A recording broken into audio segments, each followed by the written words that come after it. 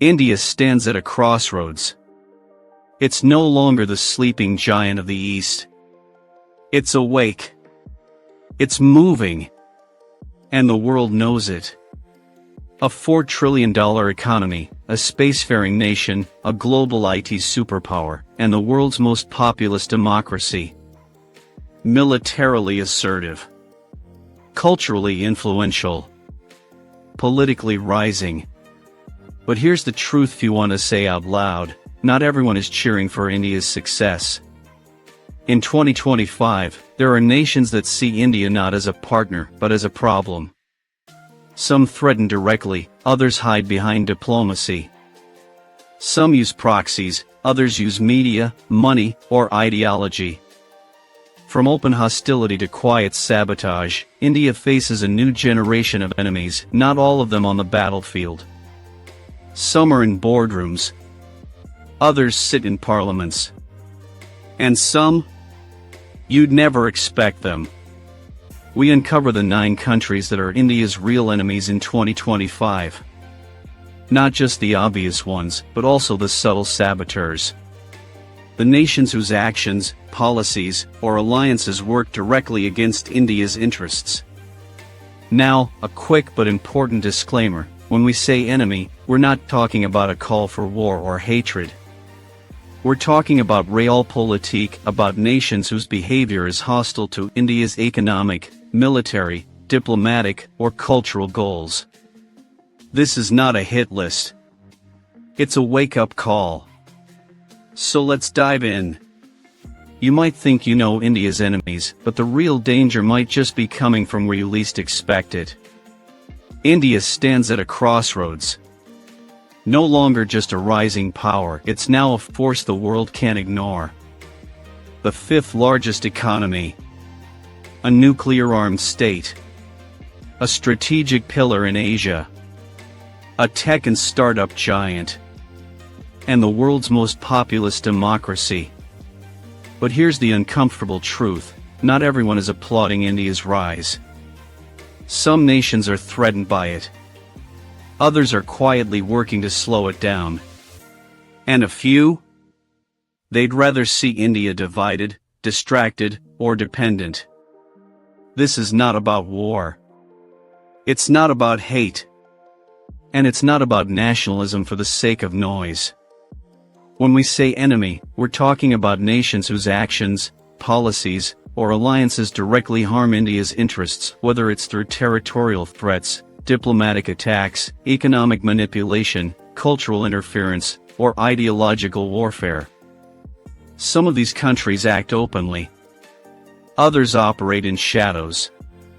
Some wear the mask of friendship, while quietly funding, sheltering, or supporting groups and narratives that weaken India from within. And you may be surprised, because not all of them are traditional adversaries. Some are allies, on paper. So who are these nations? What are they doing? And why does it matter now more than ever? 1. China. If there's one country that poses the most multidimensional challenge to India, it's China. Not just because of its military might or economic scale, but because of the way it thinks long-term, plays hardball in silence, and thrives in gray zones. The India-China border, especially in Ladakh and Arunachal Pradesh, remains tense. The 2020 Galwan Valley clash, where Indian and Chinese troops engaged in deadly hand-to-hand combat, was not just a skirmish, it was a signal. Despite multiple rounds of military talks, Chinese troops remain entrenched in disputed zones. In Arunachal Pradesh, China continues its cartographic aggression, renaming places, claiming them as its own, and pushing infrastructure deep into contested territory. Even as India tries to decouple from Chinese imports, the trade imbalance is staggering. In 2024, India imported nearly $100 billion worth of Chinese goods, while exports stood at a fraction. India has banned Chinese apps and restricted surveillance equipment, but Chinese tech still powers countless smartphones, industrial systems, and infrastructure components across the country. Economic dependence is a quiet weapon, and China wields it well. China is surrounding India not with tanks, but with ports. From Pakistan's Gwadar to Sri Lanka's Hambantota, to the Kayakpio port in Myanmar, China is building strategic outposts in India's backyard. This string of pearls policy isn't a theory anymore, it's a reality. These ports could serve commercial purposes today, but military ones tomorrow. Through its Belt and Road Initiative, BRI, China is trying to redraw Asia's trade map and leave India out of it. BRI projects cut through disputed territory in Pakistan-occupied Kashmir, directly undermining India's sovereignty. And across South Asia, from Nepal to the Maldives, China's economic influence is eclipsing India's traditional soft power. China doesn't just fight wars on land. It fights them in data. Indian critical infrastructure, from power grids to government networks, has been targeted by suspected Chinese hackers. Fake news campaigns, anti-India narratives, and pro-China disinformation circulate through both mainstream and fringe platforms. The battlefield now includes your smartphone. Unlike other adversaries, China is a long-term strategic rival. It's economically stronger, militarily more advanced, and diplomatically agile. India and China may share a border, but they do not share a vision. Beijing sees a rising India as a threat to its hegemony in Asia. And unless India counters every move with clarity and strength, the dragon will, too, Pakistan. If China is India's greatest challenge, Pakistan remains its oldest one. A neighbor born out of division and seemingly sustained by it. Despite international pressure and internal decay, Pakistan continues to sponsor terrorism against India. Lashkar-e-Taiba, Jaish-e-Mohammed, and Hizbul Mujahideen, these aren't just extremist groups, they're state-backed tools of asymmetric warfare. From the 2001 parliament attack to Pulwama in 2019, the blood trail runs deep. Pakistan's obsession with Kashmir isn't just emotional, it's political. It routinely internationalizes the issue, rants in the UN, courts the OIC, and lobbies Western nations. All while denying its own role in funding insurgency and radicalization. Pakistan positions itself as the voice of oppressed Muslims while crushing its own minorities, from Baloch to Ahmadis. Islamabad's growing military and economic dependency on Beijing has turned Pakistan into a Chinese proxy in South Asia. The China-Pakistan Economic Corridor, CPEC, running through Indian territory, is both an economic insult and a strategic threat. China gets infrastructure, Pakistan gets cash and cover. Pakistan's nuclear arsenal is both a deterrent and a danger. Its doctrine allows for first use, and its leadership, often swinging between civilian chaos and military rule, makes it unpredictable. The real fear isn't war, it's miscalculation. Pakistan may be economically bankrupt and diplomatically isolated, but it remains a dangerous thorn due to its ideology, geography, and obsession with India. It's a failed state with dangerous tools and very little to lose. 3. Turkey. Thousands of miles away, Turkey might not seem like a threat. But President Erdogan's neo-Ottoman ambitions make it surprisingly hostile to India, especially when it comes to Kashmir and Islamic identity politics. Erdogan wants to lead the Muslim world. His foreign policy blends pan-Islamism with geopolitical ambition. And that's why he's been vocal against India, especially after the revocation of Article 370 in Kashmir. Turkey consistently uses international platforms, especially the UN and OIC, to attack India on Kashmir. Unlike many Muslim nations that have nuanced positions, Turkey takes a loud and aggressive stance. Reports suggest Turkish institutions may be supporting radical preachers in academic circles in South Asia. The aim? Ideological influence over Indian Muslims and diasporic communities, sowing divisions from within. Turkey and Pakistan are growing closer militarily, co-developing defense tech, holding joint drills, and supporting each other diplomatically. The Istanbul-Islamabad-Ankara axis is real. Turkey punches above its weight through media, ideology, and alliances. While it may not fight India directly, it enables those who do and broadcasts their narrative globally. 4. Canada. Canada presents a paradox. A liberal democracy, a G7 nation, a multicultural success story. And yet, in 2025, it's one of the most frustrating diplomatic thorns in India's side. Canada harbors the most active Khalistani separatist movement outside of India. Extremists like Hardeep Singh Nijjar weren't just living freely, they were organizing, fundraising, and inciting hatred against India from Canadian soil. The assassination of Nijjar in 2023 sparked a diplomatic firestorm. Prime Minister Justin Trudeau accused India of state-sponsored murder. India, in turn, suspended visas and recalled diplomats. The result? A deep freeze in bilateral relations. Canada claims to fight extremism. But when it's directed at India, it suddenly becomes free speech. This hypocrisy undermines its credibility and worsens India's trust. Canadian politics is increasingly hostage to vote bank calculations. Appeasing radical sections of the Sikh diaspora has become more important than maintaining a working relationship with India. Canada's problem isn't its people, it's its politics.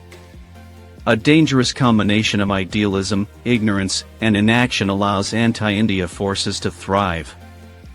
And behind its polite exterior lies a policy that's anything but friendly. 5. Qatar. Qatar doesn't make headlines as an enemy of India. But beneath the surface, its influence operations are both sophisticated and subversive. Qatar has been accused, both openly and covertly, of funding Islamist groups across South Asia and the Middle East. While not directly hostile, these networks can amplify anti-India narratives and radical agendas. Qatar's global media arm, Al Jazeera, frequently runs content critical of India, especially on issues like Kashmir, the CAA, and Indian Muslims. Its framing is rarely neutral and often serves to inflame opinion in the Arab world. Qatar was among the most vocal critics of India during the hijab protests and CAA debates, despite having virtually no democratic freedoms itself. This selective outrage reveals an ideological motive. Indian Muslims have historically looked to the Gulf for cultural and religious influence. Qatar leverages this through scholarships, mosques, and outreach programs, some of which are politically charged. Qatar represents the new model of quiet hostility, media influence, ideological alignment, and soft power interference. It may not confront India head-on, but it chips away at India's global image. And 6. United Kingdom. You'd expect old ties to become mature partnerships. But the UK's relationship with India is still shadowed by colonial hangovers, diaspora politics, and intellectual arrogance. From the BBC's controversial documentaries on Prime Minister Modi to selective coverage of Indian policy, the British media often paints India as a democracy in decline while ignoring its own internal issues. The coverage isn't just biased, it's crafted to influence perception at the global level. London has become a shelter for a mix of economic offenders and separatists. From Vijay Mallya to Khalistani sympathizers, fugitives exploit the UK's legal protections to evade justice. When India asks for extradition, the response is slow, selective, or denied outright. British politics, especially the Labour Party, has increasingly pandered to radical voices within the South Asian diaspora. Motions on Kashmir, exaggerated human rights concerns, and anti-India protests are often tied to electoral gains, not ethics. The UK still hasn't apologized for the atrocities of the empire, yet lectures India on freedom and rights. This moral hypocrisy undercuts its credibility and fuels resentment among Indians worldwide. The UK is no longer a superpower, but its global media influence and legal systems give it disproportionate power to shape the narrative on India. When criticism becomes selective weaponization, it moves from fair debate to subtle sabotage. 7. Maldives. Tiny in size, massive in strategic value, the Maldives has become a geopolitical pendulum, swinging dangerously away from India. What started as a fringe slogan has grown into a full-fledged political movement. The recent election of President Mohammad Muizzu marked a sharp anti-India turn. Calls to remove Indian military personnel and reduce Indian influence have become mainstream. The new regime has begun warming up to China, reviving infrastructure deals, enhancing diplomatic ties, and publicly downplaying India's role. Beijing sees the Maldives as another link in its Indian Ocean strategy.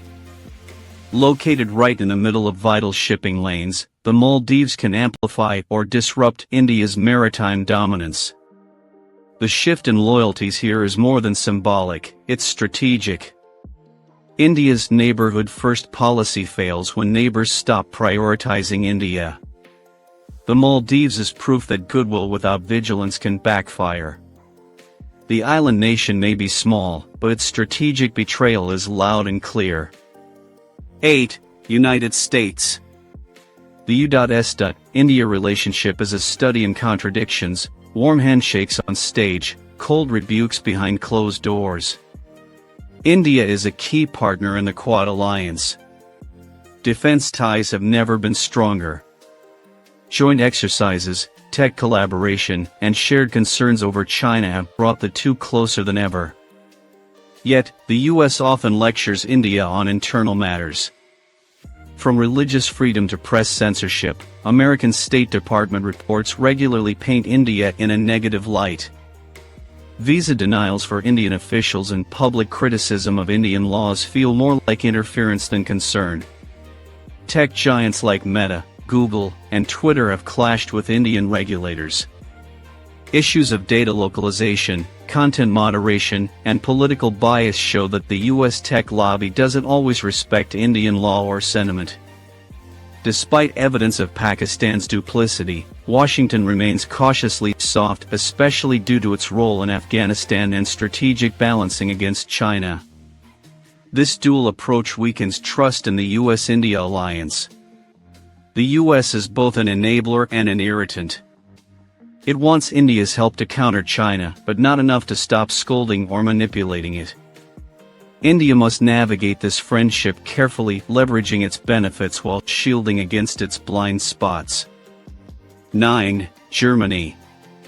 Germany rarely makes headlines for being anti-India, but look closer, and the soft power subversion is undeniable.